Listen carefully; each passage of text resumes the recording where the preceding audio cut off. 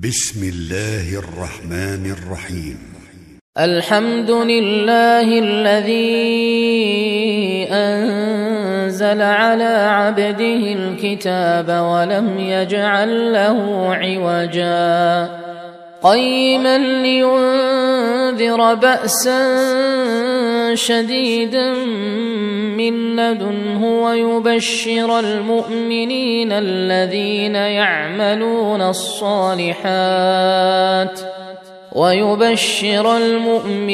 الذين يعملون الصالحات أن لهم أجرا حسنا ماكثين فيه أبدا وينذر الذين قالوا اتخذ الله ولدا ما لهم به من علم ولا لآبائهم كبرت كلمة تخرج من أفواههم إن يقولون إلا كذبا فلعلك باخع نفسك على آثارهم إن لم يؤمنوا بهذا الحديث أسفا إنا جعلنا ما على الأرض زينة لها لنبلوهم أيهم أحسن عملا وإنا لجاعلون ما عليها صعيدا جرزا أم حسبت أن أصحاب الكهف والرقيم كانوا من آياتنا عجبا إذ أوى الفتية إلى الكهف فقالوا ربنا آتنا من لدنك رحمة وهيئ لنا من أمرنا رشدا فضربنا على آذانهم في الكهف سنين عددا ثم بعثناهم لنعلم أي الحزبين أحصى لما لبثوا أمدا نحن نقص عليك نبأهم بالحق إنهم فتية آمنوا بربهم وزدناهم هدى وربطنا على قلوبهم إذ قاموا فقالوا ربنا رب السماوات والأرض لن ندعو من دونه إلها لقد قلنا إذا شططا هؤلاء قومنا اتخذوا من دونه آلهة لولا يأتون عليهم بسلطان بين فمن أظلم ممن افترى على الله كذبا وإذ اعتزلتموهم وما يعبدون إلا الله فأووا إلى الكهف ينشر لكم ربكم من رحمته ويهيئ لكم من أمركم مرفقا وترى الشمس إذا طلعت تزاور عن كهفهم ذات اليمين وإذا غربت تقرضهم ذات الشمال وهم في فجوة منه ذلك من آيات الله من يهد الله فهو المهتد ومن يضلل فلن تجد له وليا مرشدا وتحسبهم أيقاظا وهم رقود ونقلبهم ذات اليمين وذات الشمال وكلبهم باسط ذراعيه بالوصيد لو اطلعت عليهم لوليت منهم فرارا ملئت منهم رعبا. وكذلك بعثناهم ليتساءلوا بينهم قال قائل منهم كم لبثتم قالوا لبثنا يوما أو بعض يوم قالوا ربكم أعلم بما لبثتم فابعثوا أحدكم بورقكم هذه إلى المدينة فلينظر أيها أزكى طعاما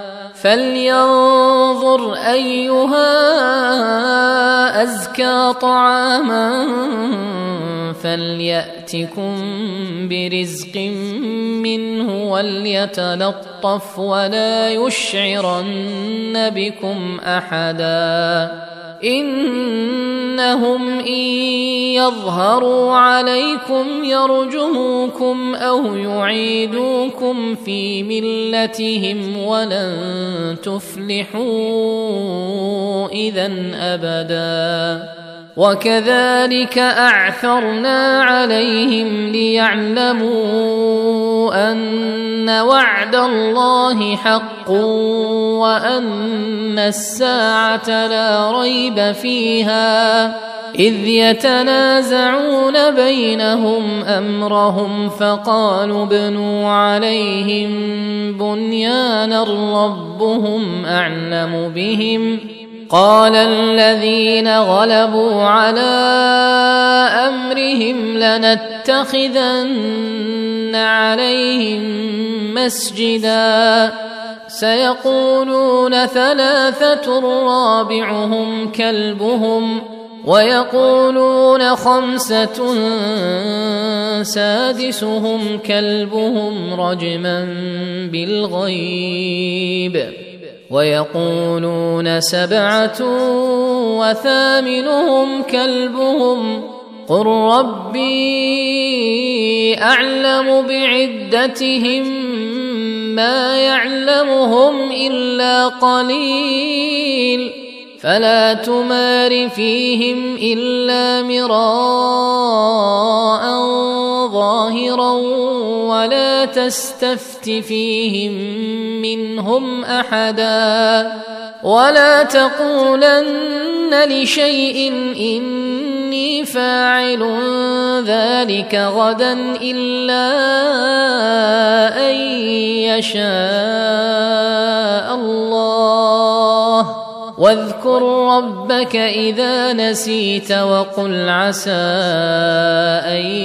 يهديني ربي لأقرب من هذا رشدا ولبثوا في كهفهم 300 سنين وازدادوا 9 قل الله أعلم بما لبثوا له غيب السماوات والأرض أبصر به وأسمع ما لهم من دونه من ولي ولا يشرك في حكمه أحدا واتل ما أوحي إليك من كتاب ربك لا مبدل لكلماته ولن تجد من دونه ملتحدا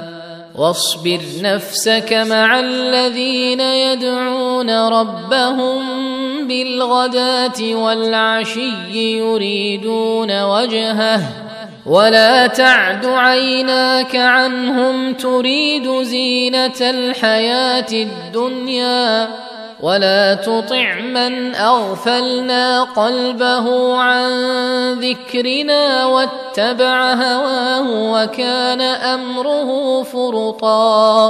وقل الحق من ربكم فمن شاء فليؤمن ومن شاء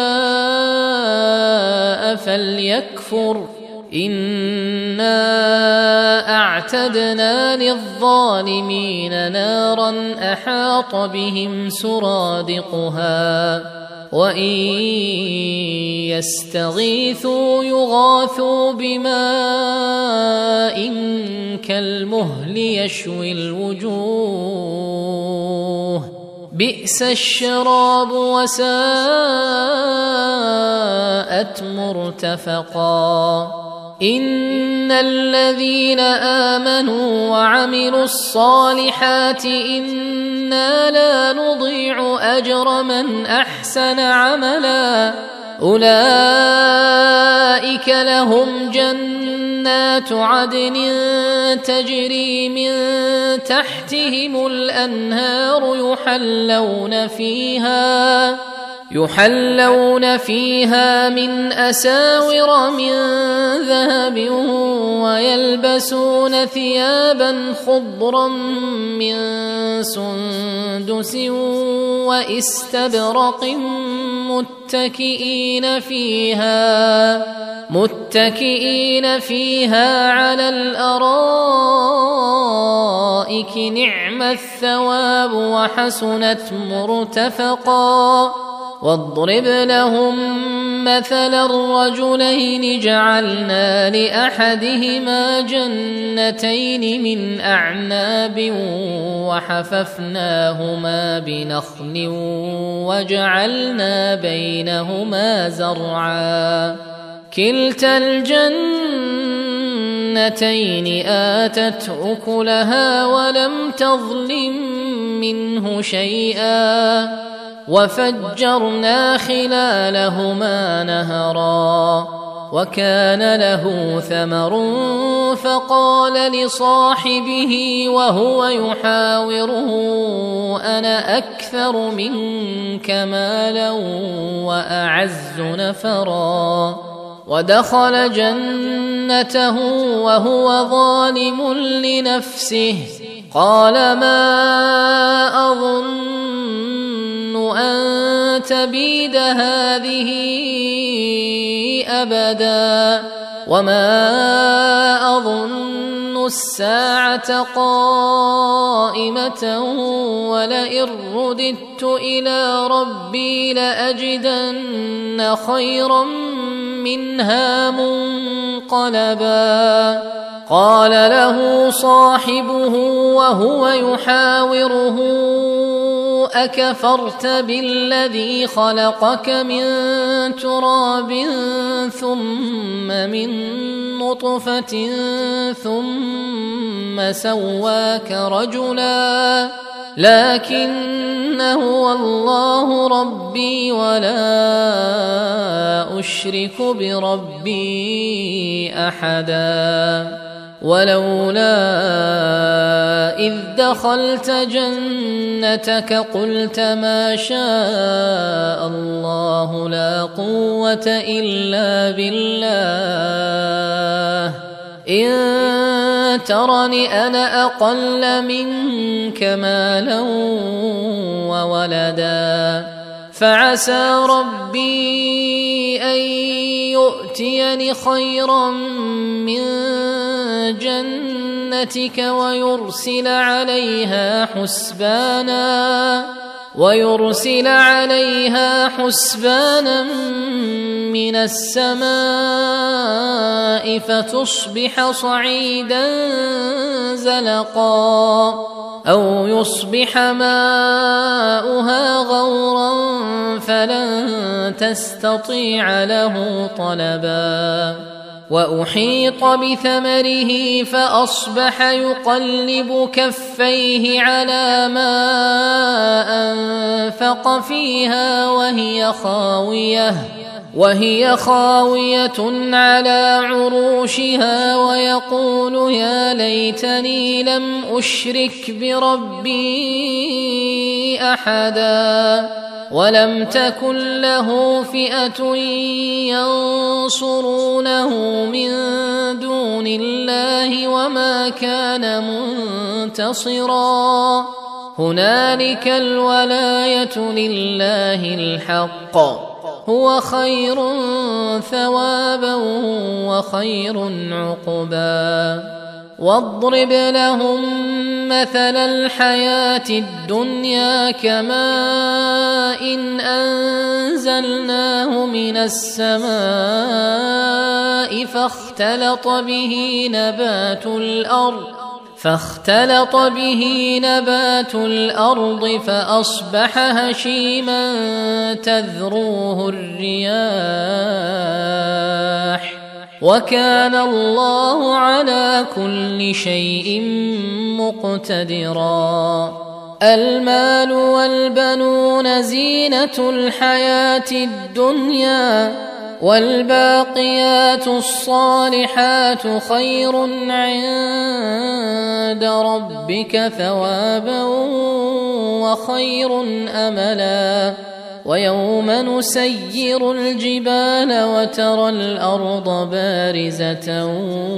وحشرناهم فلم نغادر منهم أحدا وعرضوا على ربك صفا لقد جئتمونا كما خلقناكم أول مرة بل زعمتم أن لن نجعل لكم موعدا ووضع الكتاب فترى المجرمين مشفقين مما فيه ويقولون يا ويلتنا ما لهذا الكتاب لا يغادر صغيرة ولا كبيرة إلا أحصاها ووجدوا ما عملوا حاضرا ولا يظلم ربك أحدا وإذ قلنا للملائكة اسجدوا لآدم فسجدوا إلا إبليس كان من الجن ففسق عن أمر ربه أفتتخذونه وذريته أولياء من دوني وهم لكم عدو بئس للظالمين بدلا ما أشهدتهم خلق السماوات والأرض ولا خلق أنفسهم وما كنت متخذ المضلين عضدا ويوم يقول نادوا شركائي الذين زعمتم فدعوهم فلم يستجيبوا لهم وجعلنا بينهم موبقا ورأى المجرمون النار فظنوا أنهم مواقعوها ولم يجدوا عنها مصرفا ولقد صرفنا في هذا القرآن للناس من كل مثل وكان الإنسان أكثر شيء جدلا وما منع الناس أن يؤمنوا إذ جاءهم الهدى ويستغفروا ربهم إلا أن تأتيهم سنة الأولين أو يأتيهم العذاب قبلا وما نرسل المرسلين إلا مبشرين ومنذرين ويجادل الذين كفروا بالباطل ليدحضوا به الحق واتخذوا آياتي وما أنذروا هزوا ومن أظلم ممن ذكر بآيات ربه فأعرض عنها ونسي ما قدمت يداه إنا جعلنا على قلوبهم أكنة أن يفقهوه وفي آذانهم وقرا وإن تدعهم إلى الهدى فلن يهتدوا إذا أبدا وربك الغفور ذو الرحمة لو يؤاخذهم بما كسبوا لعجل لهم العذاب بل لهم موعد لن يجدوا من دونه موئلا وتلك القرى أهلكناهم لما ظلموا وجعلنا لمهلكهم موعدا وإذ قال موسى لفتاه لا أبرح حتى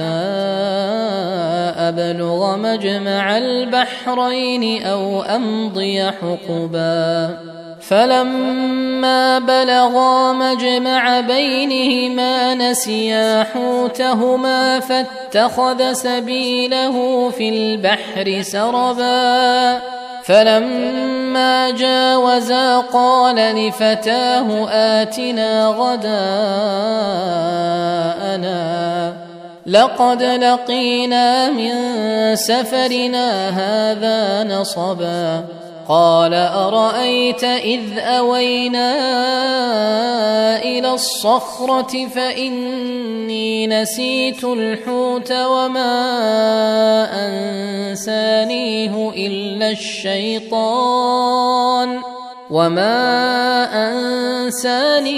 إلا الشيطان أن أذكره واتخذ سبيله في البحر عجبا قال ذلك ما كنا نبغي فارتدا على آثارهما قصصا فوجدا عبدا من عبادنا آتيناه رحمة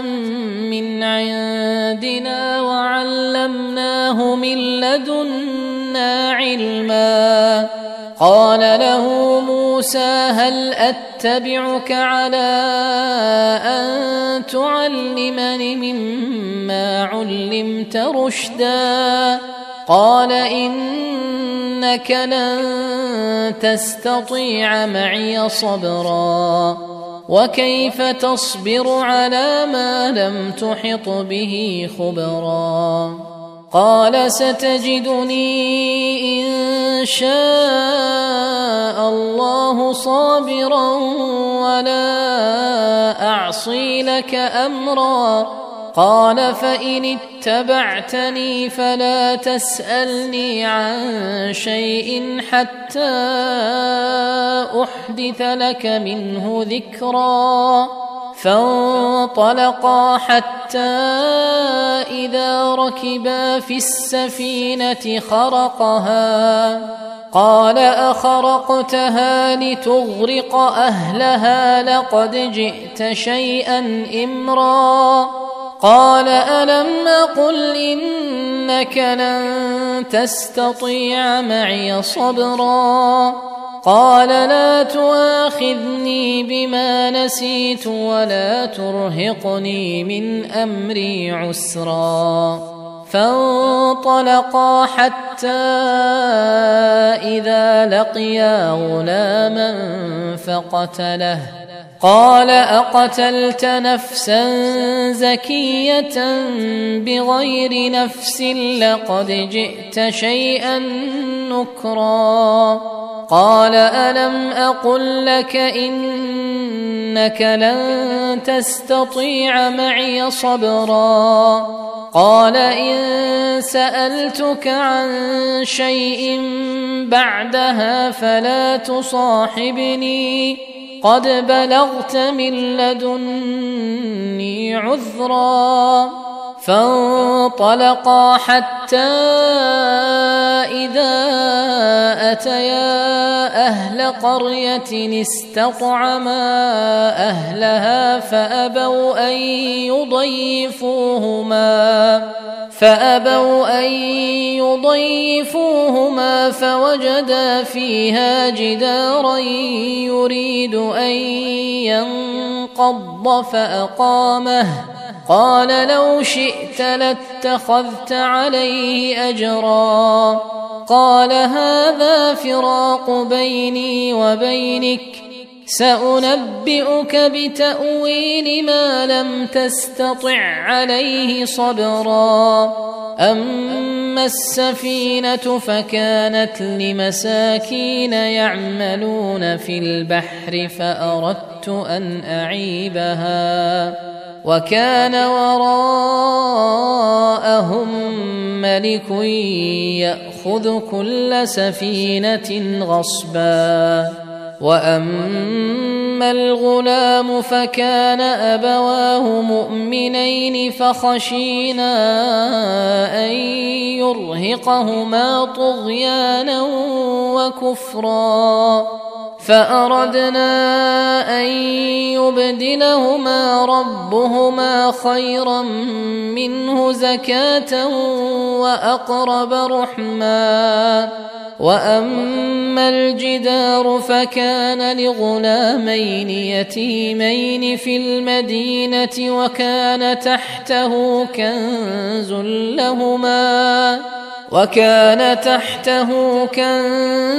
لهما وكان أبوهما صالحا، فأراد ربك أن يبلغا أشدهما ويستخرجا كنزهما رحمة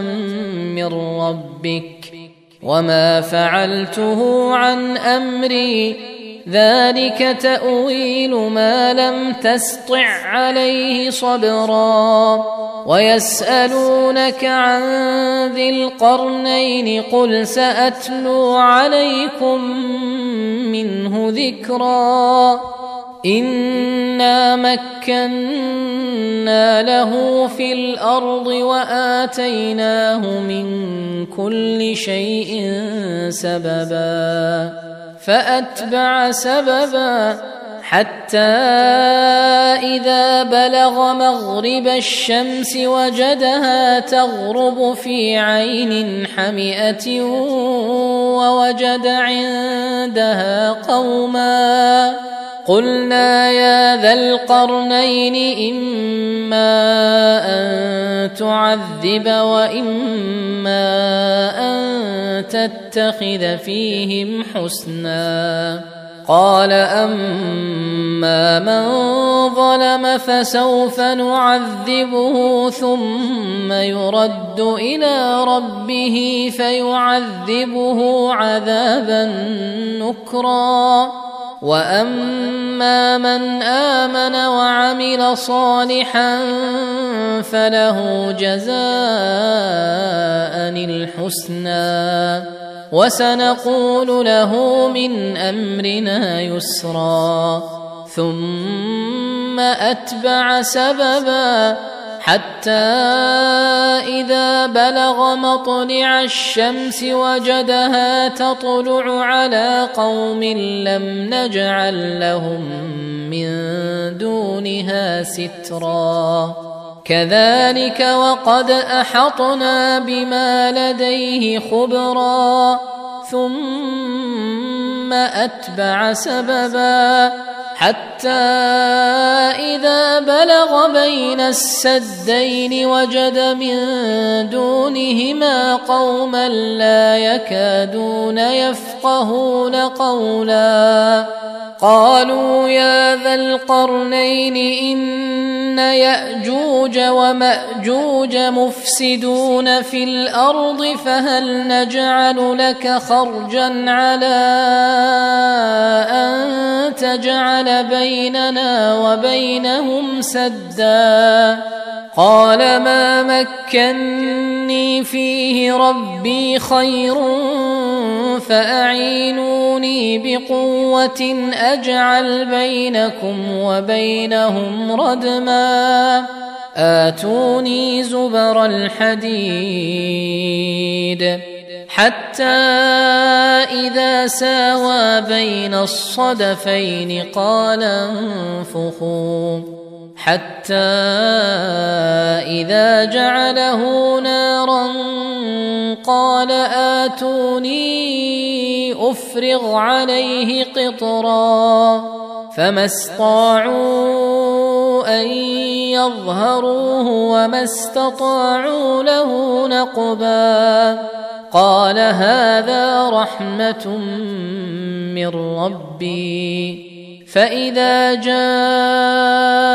وعد ربي جعله دكاء وكان وعد ربي حقا وتركنا بعضهم يومئذ يموج في بعض ونفخ في الصور فجمعناهم جمعا وعرضنا جهنم يومئذ للكافرين عرضا الذين كانت أعينهم في غطاء عن ذكري وكانوا لا يستطيعون سمعا أفحسب الذين كفروا أن يتخذوا عبادي من دوني أولياء إنا أعتدنا جهنم للكافرين نزلا قل هل ننبئكم بالأخسرين أعمالا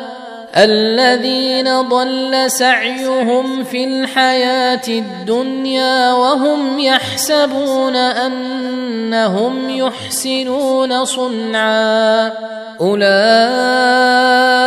الذين كفروا بآيات ربهم ولقائه فحبطت أعمالهم فلا نقيم لهم يوم القيامة وزنا ذلك جزاؤهم جهنم بما كفروا واتخذوا آياتي ورسلي هزوا إن الذين آمنوا وعملوا الصالحات كانت لهم جنات الفردوس نزلا خالدين فيها لا يبغون عنها حولا قل لو كان البحر مدادا لكلمات ربي لنفد البحر قبل أن تنفد كلمات ربي ولو جئنا بمثله مددا قل إنما أنا بشر مثلكم يوحى إلي أنما